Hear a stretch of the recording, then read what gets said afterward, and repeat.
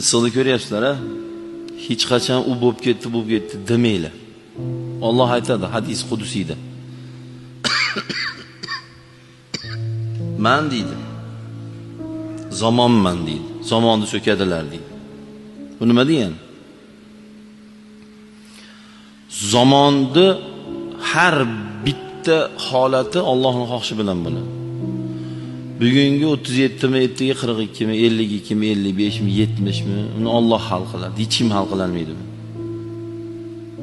Isib ketgan kuni Allohim bundan oshig'iga toqatimiz ko'tarmaydi. Ko'taradimi? Ko'tarmaydi.